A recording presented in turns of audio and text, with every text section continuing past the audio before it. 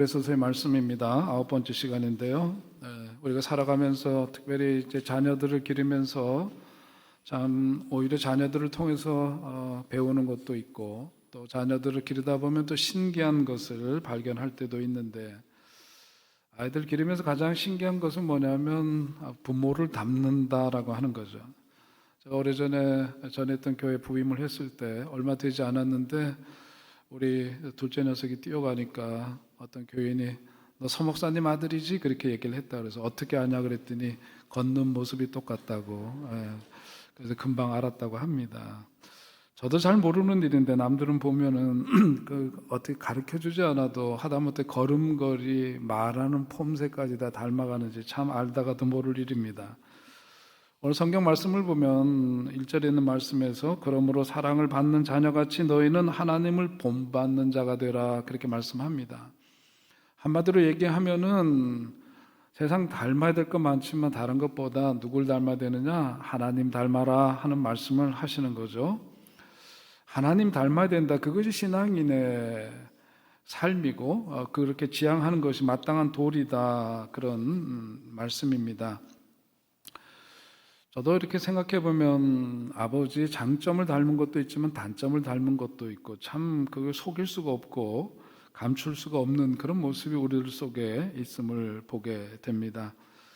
근데 정말 신기한 것은 뭐냐면 아버지의 모습이 우리 자녀에게보다 아들놈들한테도 발견되어질 때는 정말 그 신기하기도 하고 놀랍기도 합니다. 오늘 신앙인들은 성경 말씀을 통해서 우리가 하나님을 닮아야 된다고 하는데 여러분은 하나님과의 관계가 어떠신가요? 하나님과 어떤 관계이신지를 누군가가 묻는다면 아마 우리는 이렇게 대답하겠죠. 제가 하나님의 자녀입니다. 그렇게 말하기도 하고 또 제가 하나님을 아버지라고 부르는 관계죠. 이렇게 말할 수도 있겠습니다만은 그렇게 하는 것이 마땅하죠. 그런데 우리가 그렇게 답을 했을 때 하나님과의 관계가 어떻게 됩니까? 저 하나님의 자녀입니다. 그러는데 듣는 사람이 그래요? 그런 것 같지가 않은데요. 그런다면은 어떻게 참 민망한 일이 아닐 수가 없는 것이죠. 하나님을 아버지라고 부른다고요? 그러면 하나님이 자녀일 텐데 아닌가 보다 그렇게 생각이 들면 그 참 난처한 일이 아닐 수가 없는 거예요. 곤란한 일입니다. 그래서 우리는 신앙인이라고는 하지만 실천적 유신론자가 있고 실천적 무신론자로 이렇게 구분을 할 수가 있어요. 다시 말해서 예수님, 하나님, 성령님 믿지만 그런데 가만 보니까 하는 것을 보니까 전혀 그 하나님을 믿는 것 같지 않은 사람, 정말 예수님을 믿거나 성령님 믿는 것 같지 않은 사람, 실천적 무신론자다. 그렇게 이야기를 합니다.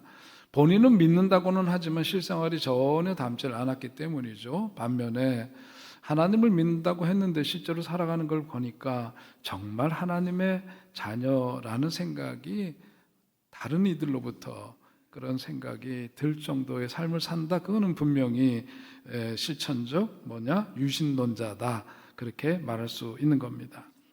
오늘 성경을 통해서는 본문 말씀에서 14절까지 좀 긴 말씀이지만 두 가지로 핵심적인 말씀을 통해서 하나님을 닮는다는 것은 무엇인가 하는 것을 두 가지로 얘기를 합니다. 첫째는 뭐냐면 사랑 가운데에서 행하는 것이다 라고 하는 거고요. 두 번째는 빛의 자녀라고 하는 겁니다. 자, 먼저 우리 하나님을 닮는 삶, 사랑 가운데서 행하는 삶이다. 오늘 2절에 있는 말씀인데 거기 함께 읽을까요? 시작. 그리스도께서 너희를 사랑하신 것 같이 너희도 사랑 가운데에서 행하라. 아멘. 하나님의 자녀로 하나님을 닮은 사람으로 산다는 것은 다른 게 아니라 사랑 가운데에서 행하는 것이다. 영어 성경 walk in love 그랬습니다.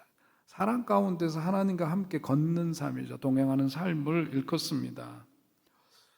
전에 어떤 분이 상담을 하면서 아이를 기르는 게 너무 힘드니까 정말 우리 아이 정말 못 키우겠다고 너무 힘들어하는 그런 모습을 보면서 드는 생각은 애 기르는 거 정말 힘들지만 그건 무슨 얘기예요? 달리 우리의 언어로 다르게 바꾸면 뭐냐면 참 사랑하기 어렵다 하는 그런 표현이기도 한 거죠. 얼마 전에 어떤 분이 자기 자녀 얘기를 하면서 그래요. 얄미워 죽겠다고 그래 얘기를 하는데 제가 보기에는 진짜 못되고 얄미워서 하는 소리가 아니라 그건 뭐예요? 그만큼 짙은 사랑이 그 속에 있는 거예요. 정말 그를 사랑하기 때문에 할 수 있는 이야기죠. 그 마음을 거기서 찾아볼 수가 있었습니다. 사랑이라고 하는 것은 우리가 사랑 얘기하지만 쉽게 말하는 그 사랑이 사실은 아프고 어려운 것임을 우리가 잘 알고 있습니다. 진짜 사랑하는 것 아픈 일이에요. 어려운 일입니다. 오늘 그래서 성경 말씀을 보면 어떻게 사랑해야 되느냐, 사랑 누가 말했나, 그렇게 사랑하면서 살아야 되는데 안 되는 사랑 어떻게 해야 되느냐, 그래서 오늘 주시는 말씀이에요. 너희도 사랑 가운데서 행하라. 그런데 그 앞에 있는 말씀이 뭡니까? 그리스도께서 너희를 사랑하신 것 같이라고 하는 말씀이 앞에 있는 거예요. 그러니까 우리가 그냥 의지적인 사랑, 결단해서 그렇게 그냥 사랑하고자 해서 사랑이 되는 게 아니다 말이죠. 그것이 우리들 속에 진정히 사랑할 수 없는 대상마저도 사랑할 수 있는 그 사랑이 가능하려면 그리스도께서 너희를 사랑하신 것 같이 주님께서 나를 사랑하신 그 사랑을 기억하고 감사하고 그 은혜를 다시금 헤아려야 우리도 비로소 그 사랑을 흉내나라도 내는 그런 사랑이 우리들 속에 가능하다, 그겁니다. 내 힘으로 사랑하기 힘든 일 얼마나 많아요. 그러나 우리가 예수님 사랑, 예수님 자비하심, 예수님의 은혜, 예수님의 그 마음 생각하면서 우리도 다른 사람 용서하고 그래야 살아갈 수가 있다, 그런 얘기입니다. 내 힘으로 안 돼요. 내 힘으로 안 되지만 예수님이 왜 돌아가셨느냐? 나를 위해서 십자가를 지시고 그 사랑 때문에 대신 나를 위해 죽으신 분, 그 사랑 생각하면 최소한도 누군가를 미워하는 것 쉽지 않다, 그런 얘기죠. 그리고 예수 믿는 우리들이 예수님의 사랑을 조금이라도 나눌 수 있다면, 그 긍휼을 조금이라도 또한 나눌 수 있다면, 또 받은 그 사랑을 누군가에게 나눌 수 있다면 얼마나 좋을까? 그 하나님을 닮으라고 하는 것은 바로 그런 사랑, 그런 긍휼하심, 이런 마음을 가지고 기억하고 그러면서 살아야 그 사랑이 우리들 속에 가능하다. 그렇기 때문에 오늘 우리에게 이 말씀을 주시는 겁니다. 예수님의 그 사랑과 은혜를 아는 그리스도인이기 때문에 가능했던 사랑의 기적에 대한 이야기가 있어요. 그러니까 우리가 어려서부터 신앙생활을 하면서 예수님의 그 사랑을 가르쳐야 되는 이유가 바로 여기에 있습니다. 어느 가정에서 있었던 일인데요. 어느 동네에서 있었던 일인데, 미국에 12살 난 존이라는 아이하고 8살 난 9살 된 메리라고 하는 소녀가 같이 집에서 놀고 있었어요. 근데 미국의 가정에는 뭐냐면 집에 그 총기를 두는 일들이 퍽 많습니다. 근데 장롱 서랍 속에 있는 권총을 어떻게 아이들이 놀다가 그걸 보게 돼서 그걸 갖고 놀다가, 이게 총기가 얼마나 무서운지 잘 모르니까 12살 난 그 존이 장난감처럼 그 총을 만지다가 총이 발사가 된 거예요. 그래서 같이 놀던 9살 난 메리가 그 자리에서 숨졌습니다. 아주 참극이 벌어진 거죠. 작은 동네이기 때문에 그 메리라는 소녀를 장례를 치르기 위해서 사람들이 다 모였어요. 그런데 그 자리에 존이라고 하는 그 권총을 발사했던 그 소년만은 올 수가 없었습니다. 다른 게 아니죠. 죄책감 때문이에요. 아무도 사람을 만나고 싶어 하지 않습니다. 방에서 나오기를 거절해요.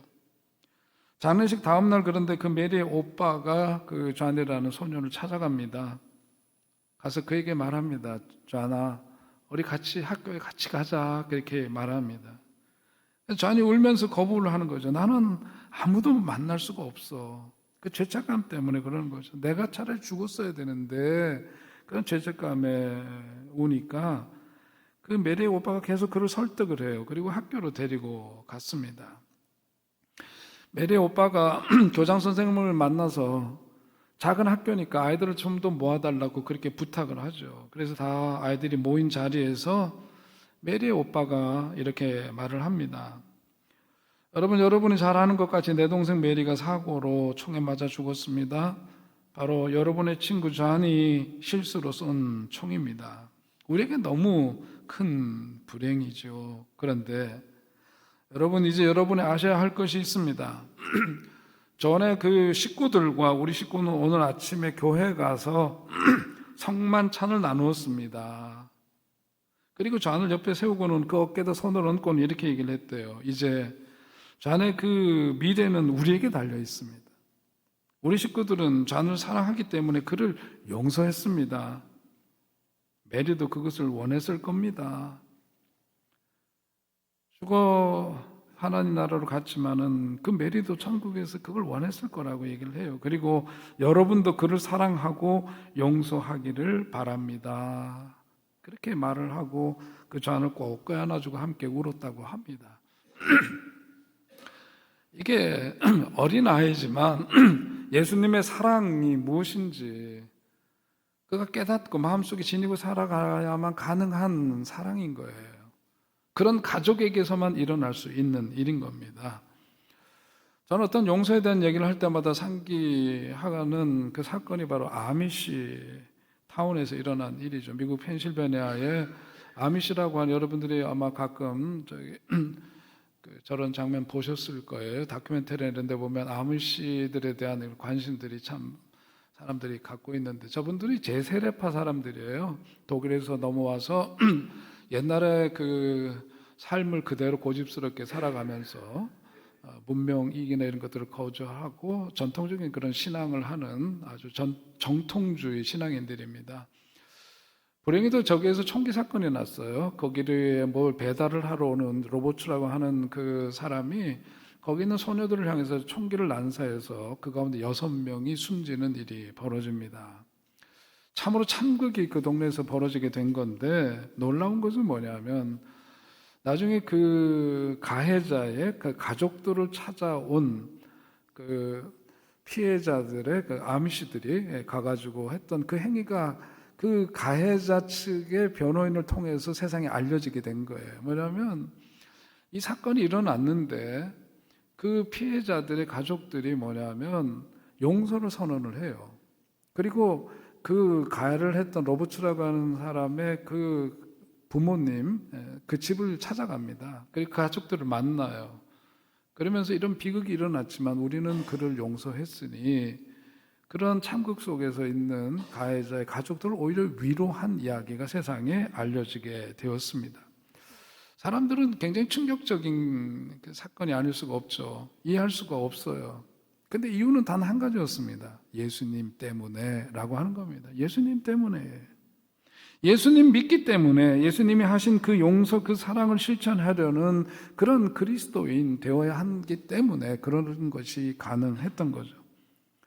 오늘 그건 그들의 이야기지만 오늘 우리들의 이야기가 되어야 한다는 말씀을 오늘 에베소서의 말씀은 주시고 있습니다.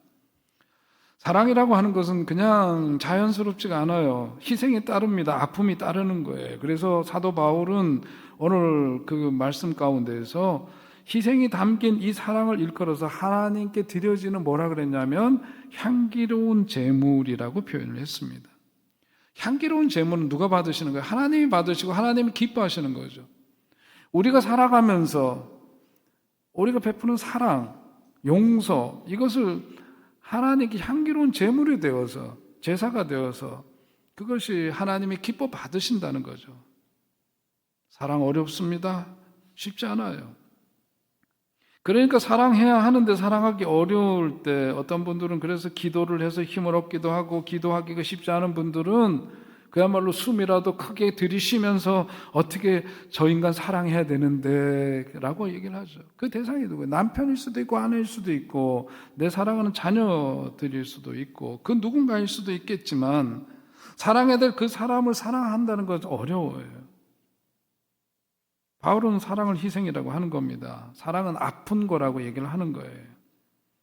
그래서 우리가 어떤 의지적으로 결단하고 그렇게 하기로 하지 않으면 어려운 겁니다. 우리 인간의 마음만 가지고는 불가능해요. 예수님의 그 마음 가지고 살겠다는 각오가 있어야 해요. 그거 무엇보다도 내가 의지적인 결단으로 되는 게 아니기 때문에 진짜 내 삶 속에서 사랑이 드러나려면 어떻게 됩니까? 성령의 도우심을 간구해야 되는 거죠. 성령님 도와주셔야 합니다. 제 힘으로는 안 돼요. 그런데 저 사람 정말 사랑하려면 성령님 저를 도와주셔야 합니다. 그 간구가 있을 때 성령의 도우심 가운데 우리는 그 사랑이 우리의 삶 속에서 일어나게 될 줄 믿으시기 바랍니다. 거듭 말씀드리지만 사랑은 자연적으로 된다고 생각하는 것 자체가 오산이에요. 저 사람은 사랑이 어떻게 저렇게 자연스럽게 저절로 나올까 생각하는 사람들이 우리들 중에도 있지만 그거 그냥 나오는 것 아닙니다. 그 마음속에 예수님 사랑을 지니고 살아야 되는 거예요. 결단이 있어야 되는 거예요. 희생이 따르고 헌신이 따르는 결단이 수반되어야만 그 사랑이 비로소 가능한 겁니다. 그냥 되는 것 아니에요. 그러니까 우리가 예수 믿으면서 그냥 예수님 믿으니까 사랑이 저절로 그냥 마음속에서 넘쳐나가지고 웃음이 늘 끊이지 않고 어떤 사람도 힘들게 하지도 않고 뭐 그야말로 구름 타고 다니는 것처럼 딴 세상에 사는 것처럼 사는 거 그런 거 아닙니다. 사랑 때문에 우리 자신을 십자가에 못 박아야 가능한 일이고 나를 위해서 진실로 피 흘려 죽으신 예수님의 그 십자가 사랑이 믿어져야 되고 나를 위한 것임이 고백되어져야 될 때 그럴 때 비로소 그 사랑 우리들 속에 가능한 겁니다. 사랑은 또 한편으로 매일매일 생활 속에서 일어나는 믿음의 혁명이어야 해요. 혁명입니다. 말이 좀 거창해 보이고 세 보이지만은 혁명이라는 게 뭡니까? 근본적인 변화를 말하는 거죠. 우리 인간의 못된 속성을 뒤집어 엎어서 예수님의 속성으로 바꿔야 되기 때문에 혁명이라고 하는 거예요. 그것이 뭘로 가는 게 믿음으로 가는 거예요. 그래서 믿음의 혁명이 있어야 우리에게 예수님이 보여주신 그 사랑 비슷하게라도 되는 겁니다. 오늘 3절 4절에 있는 말씀을 보면 지저분한 인간의 행위를 거기서 지적하고 있습니다. 음행과 온갖 더러운 것과 탐욕은 너희 중에서 그 이름조차도 부르지 말라. 이는 성도에게 마땅한 바 아니라 누추함과 어리석은 말이나 희롱의 말이 마땅치 아니하니 오히려 감사하는 말을 하라. 우리들이 별 큰 생각 없이 저지르고 있는 그런 언행의 모습을 보여주고 있지 않습니까? 그런데 이런 삶이 변해서 하나님 닮은 사랑의 그 사람이 되려면 뭐가 필요해요? 믿음의 혁명이 필요하다. 그런 얘기죠. 솔직히 우리 자신을 들여다보면 사랑 가운데서 행하고 거룩한 삶을 사는 것이 예수님 믿으면서 자동적으로 우리에게 일어나는 변화가 아니라는 거 우리가 너무나 잘 알고 있습니다. 예수님 믿는다고 해서 우리가 갑자기 그냥 사랑의 사람이 돼서 누구나 용납하고 사랑하는 거 아니에요. 저도 그렇고 여러분도 아마 그러실 겁니다. 우리의 존재가 옛것에서 새것으로 되었다고는 하지만 우리의 삶의 행동을 가만 보면 여전히 과거의 그 모습 그대로일 때도 많고 여전히 그 죄의 본성, 악한 본성이 우리들 속에 그저 호시탐탐 기회만 되면 내 자신을 전복시키려고 하듯이 그런 모습을 내 스스로 발견할 때가 너무나 많아요. 그러니까 예수님 믿음으로 인해서 예수 보혈 의지한다고 하지만 예수님 믿음으로 인해서 내 더러운 모든 것들이 씻겨나가고 총체적인 면역체계가 우리들 속에 세워져 가지고 자동으로 사랑하는 사람이 되고 미움과 누추함과 더럽고 이런 것들 악한 것들이 내 속에서 사라지고 그런 것 절대로 아님을 우리는 인정해야 돼. 그리고 그런 우리 자신을 보면서 누구의 도움이 필요해요? 성령의 도우심을 구하는 우리들이 되어야 할 줄로 믿습니다. 그래야 그 삶이 가능한 거예요. 우리가 어떻게 생각하고 말하고 행동하는지 성령의 도우심을 간구하지 않으면 어떤 사람도 자신의 행동을 자신만만하게 내세우지 못할 겁니다. 우리가 예수를 그리스도로 영접했다고 하지만 인생 살아가는 내용이 본질적으로 변화를 이루려면 지난 시간에도 말씀드린 것처럼 훈련의 과정이 필요해요. 훈련을 거듭해야 돼요. 매일매일 믿음의 그 혁명이, 생활혁명이 일어나야 가능한 겁니다. 오늘 본문 3절에서 말씀하고 있는 그대로 죄는 그 이름조차도 부르지 말라 그랬어요. 설령 어떤 금욕주의를 말하는데 우리들 속에는 어떤 하나님이 주신 욕구가 있어요. 식욕도 있고 색욕도 있고 물욕도 있고 명예욕이나 장수욕도 있고 우리들 속에는 그런 욕구들이 있습니다. 욕구는 사실 근데 뭐라 그랬어요? 우리 성경 공부 시간에 배웠죠. 욕구는 곧 에너지다 그랬죠. 우리 삶에서 그런 것도 욕구가 있어야죠. 어떤 그 에너지가 작동이 돼서 뭔가를 해내고 그래요. 그런데 뭐죠? 금욕주의라고 하는 이런 것들을 참아내는 겁니다.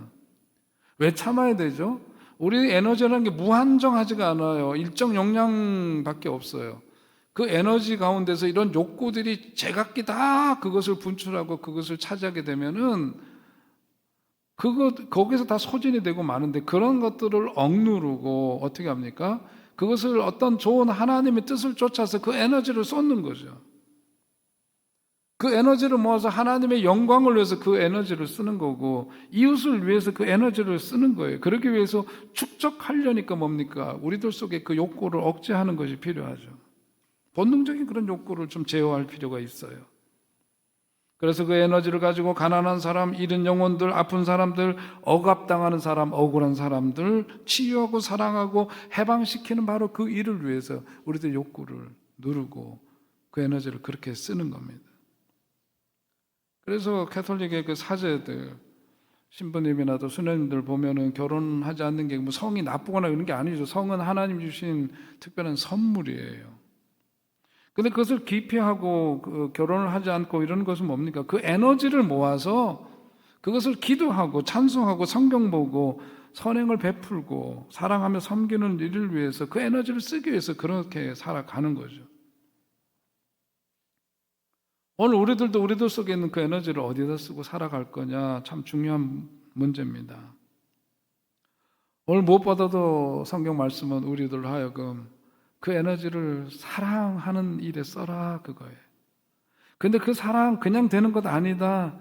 예수님이 보여주신 그 사랑, 그리스도께서 우리들에게 보여주신 그 사랑을 기억하고 받은 그 은혜를 상기하면서 그래야지 우리가 그게 가능하다.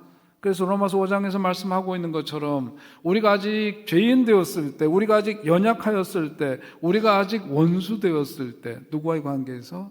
하나님과의 관계에서 그러했을 때, 그럼에도 불구하고 우리를 위해서 죽으신 엄청난 그 은혜를 베푸신 주님의 사랑, 주님의 그 은혜, 그것이 우리들 속에 있음을 상기시켜주고 있잖아요. 그것을 그래야만 우리들 속에 그 사랑이 가능하다. 오늘 말씀 이후로 우리들의 그 사랑의 크기와 넓이와 폭이 이전보다 더욱더 크게 더해지는 은혜가 임하시기를 주의 이름으로 축원드립니다. 두 번째 오늘 끝으로 말씀은 빛의 자녀들처럼 행하라 하는 말씀이에요. 8절에 있는 말씀입니다. 너희가 전에는 어둠이더니 이제는 주 안에서 빛이라, 빛의 자녀들처럼 행하라 그랬습니다. 하나님을 닮은 삶의 두 번째 모습은 빛의 자녀로 살아가는 일이에요. 우리는 본래 어둠의 자녀들이었다 그랬습니다. 성경에 보면 수많은 어둠에 대해서 이야기를 하고 있어요. 물질적인 어두움, 영적인 어두움, 정신적인 어두움, 사회적인 어두움들, 그런 것들을 포함해서 창조, 모든 세계, 하나님의 질서와 목적을 파괴하는 그 어두움 때문에 이 세상은 죄악 가운데서 허덕이고 있는 것이 현실이죠. 가난과 굶주림 어두움이에요. 신체 질병 어두움입니다. 불안, 공포, 불평, 불만, 죄책감, 열등의식, 맺힌 마음에 쓴 뿌리들, 이게 다 어둠인데 무슨 어둠이에요? 정신적 어둠인 거죠. 죄악이라든지 하나님을 부인하는 삶이나 사탄 마귀에 끌려다니는 인생, 일컬어서 영적인 어둠입니다. 나아가서 인종차별하고 독재, 폭력, 불평등이죠. 성평등에 대한 얘기죠. 그런 얘기를 하는 것도 다 차별이잖아요. 불평등이잖아요. 부정이잖아요. 이런 것들이 뭡니까? 사회적인 어두움이에요. 근데 오늘 예수 사람들은 뭐냐면 그 어두움을 걷어내는 삶을 살아야 된다는 거죠. 왜냐하면 빛이신 주님을 우리가 모시고 있기 때문에. 그래서 우리는 살면서 우리의 삶을 혼돈과 공허와 흑암의 영향력에 사로잡히게 만드는 그런 많은 경험을, 그 사회적인 어두움, 영적인 어두움, 정신적인 어두움 때문에 우리들이 그런 것들을 경험하면서 살아가고 있지만, 그것으로 인해서 우리들에게 마음의 아픔도 있고 상처도 있고 실패의 열매들이 우리들 속에 있는 것도 사실이지만, 그런데 오늘 우리들이 기억해야 될 게 있다. 우리는 누구냐? 예수님을 모시고 사는 하나님의 사람이기 때문에 우리는 누구냐? 빛의 자녀다. 예수님이 빛이신데 그분을 모시고 사니 우리도 마찬가지로 빛의 자녀이고, 우리가 세상 속에서 그 빛을 발하는 삶을 살아야 된다. 그것이 성도의 삶임을 성경은 일러주고 있습니다. 요한복음 8장 12절에서 주님은 나는 세상의 빛이니 나를 따르는 자는 어둠에 다니지 아니하고 생명의 빛을 얻으리라 그랬습니다. 시편 말씀에서는 여호와는 나의 빛이요 나의 구원이시니 내가 누구를 두려워하리요 라고 했습니다. 여러분 자신이 빛임을 잊지 마시기 바랍니다. 빛의 자녀이기도 하지만은 예수님 모시고 있기 때문에 빛의 자녀이기도 하지만 동시에 그분으로 인해서 우리가 빛을 발하는 삶이니까 우리가 빛이어야 해요. 빛 대신 예수님 때문에 세상의 어두움을 넉넉히 이겨내고 믿음으로 승리한 여러분 되시기를 주의 이름으로 축원드립니다. 우리는 빛인데 빛의 자녀들처럼 행하라 그랬으니까 빛의 자녀로 살기 위해서는 뭐가 필요해요? 변화가 필요해요.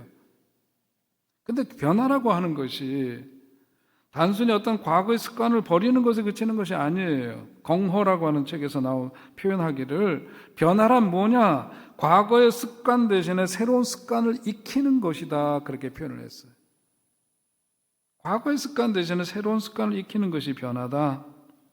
그러니까 이제 우리는 빛 대신 예수님을 그리스도로 영접하고 살아가기 때문에 어둠에 눌려 살던 삶에서 빛으로 세상을 이기는 삶을 살아가야 되는 것이고 내 자신에게만 집착해서 살던 그런 삶에서 내 중심에 익숙해 있던 그런 삶에서 주님을 내 삶의 중심에 모시고 사는 습관에 익숙해지는 삶이 되어야 한다. 그런 말씀이에요. 성경에 보면 다윗이 하나님 안에서 빛을 찾은 다음에 하는 고백이 있습니다. 시편 18편 28절에서 여러분 참 귀한 말씀 함께 읽겠습니다. 시작. 주께서 나의 등불을 켜시며 여호와 내 하나님이 내 흑암을 밝히시리이다. 내가 주를 의뢰하고 적군에 달리며 내 하나님을 의지하고 담을 뛰어 넘나이다. 아멘. 진짜 아멘이에요. 이것이 빛 가운데 사는 믿음의 사람들에서 일어나는 역사라고 하는 거예요. 다윗의 고백입니다. 어둠을 이겨낸 다윗의 고백이에요. 하나님을 의지하면서 뭘 넘어요? 담을 뛰어넘는다 그랬어요. 담을 뛰어넘어 인생 앞에 놓여있는 난관들을 이겨낸 거예요. 이겨내는 것만이 아니라 이 빛의 증인이 되어서 어둠 가운데 살아가는 사람들에게 빛을 밝혀주는 겁니다. 그게 하나님의 사람들이에요. 그게 9절에서 보는 바와 같이 빛의 열매를 맺게 되니까 빛의 열매는 어떻게 나타난대요? 모든 착함과 그 다음에 의로움과 진실함에 있다. 빛의 자녀로 살아가는 삶의 열매는 이렇게 나타나게 되어 있다. 여러분들 인생에 어떤 어려움, 어두움 이런 것이 있을 때 포기하지 않는 여러분 되시기 바랍니다. 다윗이 고백한 것처럼 빛 대신 주님 앞에서 오히려 적군을 향하여 달려가야 한다는 거죠. 여러분의 인생을 가로막는 담 앞에서 좌절하는 것이 아니라 하나님을 의지해서 담을 뛰어넘어야 된다는 거예요. 믿음으로 그렇게 승리하는 여러분 되시기를 다시금 축원드립니다. 잠언에서도 말씀하기를 너희는 마음을 다하고 마음을 다하 여호와를 의뢰하고 내 명철을 의지하지 말라. 너는 범사의 그를 어떻게 인정하라. 그리하면 내 길을 지도하시리라. 할렐루야. 나 자신의 생각과 지혜를 의지하는 것이 아니라 여러분 속에 거룩한 빛, 거룩한 불꽃을 담아두신 그 하나님을 인정하시고 빛의 자녀로서의 그 열매 맺는 삶을 사는 여러분 되시기를 주의 이름으로 축원드립니다. 오늘 우리가 살아가는 삶 속에서 보자면 오늘 기독교에 대한 혹독한 평가들이 참 많이 있습니다. 근데 저는 어저께도 어저께 CTS에서 한국교회 박람회 그래가지고 교육과 돌봄을 모범적으로 하는 그런 사례들을 가지고 박람회를 열었어요. 박람회가 이제 오전서부터 오후까지 쭉 있는데 거기에서 이제 세미나가 가운데 열렸는데 세미나에서 이제 저는 한 발제 한 꼭지를 맡아서 우리 교회를 소개하고 이제 그런 일을 했습니다. 제가 가서 느낀 것은 뭐냐면 오늘 한국교회에 대해서 많은 사람들이 부정적으로 얘기를 하는데 대개 보면 그 부정적인 근원들이 대형교회 이야기들이에요. 우리처럼 이 지역에서 그 마을에서 예수 사랑 실천하려고 힘쓰고 애쓰는 교회들이 절대 다수가 더 많은 겁니다. 거기 환대해 놓으니까 저 멀리 포항에서도 와서 하고 이렇게 하는 모습들을 보면서 곳곳에 참 건강하고 좋은 교회들이 그만큼 많다는 증거 아니겠습니까? 그러면서 어저께 본 또 발표 가운데 하나는 뭐냐면 그 자리에서 있었던 발표는 아니지만 기독교 사회문제연구원이라고 저도 이사로 있는데 거기에서 그 한국 교회에 대한, 기독교인에 대한 워낙 부정적인 그것 가운데 하나가 뭐냐면 한국 사회 극우의 본상은 기독교다라고 하는 그런 어떤 프레임이 씌워져 있어요. 근데 실제로 조사를 한 거예요. 기독교 사회문제연구원에서 조사를 해보니까 그런 한편으로 극단적인 극우 쪽에 가 있는 기독교인들이 한 21% 정도가 된답니다. 근데 그게 바로 우리 사회에서 구성원들의 그런 그쪽 편에 서 있는 사람들하고 비율이 비슷한 거예요. 한국의 기독교가 극우의 본산이 아니에요. 많은 그리스도인들은 건강하고 하나님의 사람으로서 살아가기를 애쓰고 오늘 주님 주신 말씀처럼 빛의 자녀 되기 위해서 그런 사람들이 훨씬 더 많다는 것을 우리가 기억해야 합니다. 그런 속에 희망이 있는 거예요. 우리만이 아니라 함께 그런 이들과 더불어 선한 연대를 하면서 한국교회 새로워짐을 위해서 나도 너도 우리가 함께 그래 이렇게 하면서 빛을 발하는 삶을 살아가는. 어제 돌봄과 그 교육이 주제였습니다만은 저는 돌봄 통합 그 시행령이 내년 3월서부터 시행이 됩니다. CTS가 잘한 일이 하나 있어요. 뭐냐면 교회 공간을 이런 돌봄의 시설로 활용할 수 있도록 그 법을 끌어내기 위해서 20년 동안 했었어요. 근데 그 법이 금년 1월에 통과가 됐거든요. 한국교회가 실추하고 한국교회가 잃었던 신뢰를 예수사랑 실천을 다시금 회복하고 한국 사회 속에서 교회가 그리고 복음이 더 힘을 발할 수 있는 그런 때를 저는 이런 걸 통해서 해야 된다고 봐요. 돌봄 통합 그 시행령을 통해 가지고요. 그러면 일자리도 창출될 수 있어요. 작은 미자리 교회나 이런 데서 얼마든지 그 공간을 통해서 섬김의 사역을, 돌봄의 사역을 얼마든지 해낼 수가 있는 길이 열린 거거든요. 다른 건 아닙니다. 우리가 빛의 자녀 그러니까 무슨 어마어마하고 거대하고 위대한 일, 큰 것 생각하지. 그게 아니라 우리가 살아가는 일상 속에서 교회는 교회가 서 있는 그 자리에서 예수 사랑 잘 실천하는 거죠. 그러면 되는 거예요. 그래서 10년 가운데 감춰져 있던 그 불꽃이 우리들 속에서도 드러나고 남들에게 그 빛을 전하고 그들 속에 있는 어두움이 우리를 통해서 비추어지는 그 빛으로 인해서 그 어둠이 사라지는 은혜의 역사. 우리 주님께서 바로 우리들을 향해서 그런 기대를 갖고 계실 줄로 믿습니다. 어느 인생도 어둠 가운데 살다가 생명이 끝나는 그 순간부터 영원한 어둠인 지옥으로 떨어지면 큰 불행이 아닐 수가 없죠. 빛 대신 예수 그리스도를 우리가 증거해야 합니다. 세상에 빛 대신 예수님을 따르게 될 때 지금도 영원한 빛 가운데 살게 될 뿐 아니라 호흡이 멈추는 그 순간 영원히 빛나는 천국의 백성이 될 수 있을 거예요. 오늘 이 빛의 자녀에 대한 말씀을 끝으로 한 가지 꼭 드리고 싶은 거는 여러분 사랑하는 가족들 가운데 언젠가 사실은 우리가 어떤 나이 순으로 세상 떠나는 게 아니란 말이에요. 근데 언제든지 우리가 세상을 떠나면 아까 앞에서도 얘기했던 그런 장례를 치르게 되고 우리가 이별하는 그런 시간을 갖게 될 때 마지막에 떠날 때 우리들이 가장 자랑스럽고 붙어야 될 칭호가 있어요. 성도라고 하는 겁니다. 성도는 뭐죠? 아무에게나 붙는 게 아니에요. 예수 믿고 구원받은 이들에게 붙여지는 명예로운 그런 호칭입니다. 내 사랑하는 이들에게 복음을 전하고 그래서 이 세상 떠나 이별하는 날 자랑스러운 그 성도 그것이 그 이름에 붙여지는 은혜가 있게 되시기 바랍니다. 그래서 우리가 빛을 발해야 돼요. 빛을 발해야 해요. 그래서 복음을 전하고 그들 모두가 그들 속에 있는 어둠은 떠나고 빛의 자녀로 살아가는 그런 특권을 내 사랑하는 이들도 누려야 되지 않겠습니까? 그 거룩하고도 귀한 일에 쓰임받는 여러분 되시고 오늘 주님 주신 말씀을 의지해서 더욱더 사랑하는 사람, 빛의 자녀로 살아가는 저 여러분의 삶이 될 수 있기를 주의 이름으로 축원드립니다. 존귀하신 하나님, 은혜와 사랑을 감사합니다. 오늘도 하나님 우리에게 주신 말씀 쫓아 살아가기를 원합니다. 성령의 도우심이 있지 않고는 주님 말씀하신 그 사랑의 삶을 살아갈 수가 없고 주님을 진정으로 모시고 주님께서 내 삶 속에서 여전히 계속해서 지속적으로 역사하시지 않는 한 우리들 속에 그 빛이 변하여 어둠이 될 수도 있음을 고백드리오니 성령님의 도우심과 함께 하심 속에 빛을 발하는 사람이 되게 하시고 나와 더불어 살아가는 이들에게 있는 어두움도 거치게 하는 그러한 축복의 통로가 되게 하여 주시옵소서. 예수님의 이름으로 기도하옵나이다. 아멘. 우리 함께 일어나서 찬양 드립니다.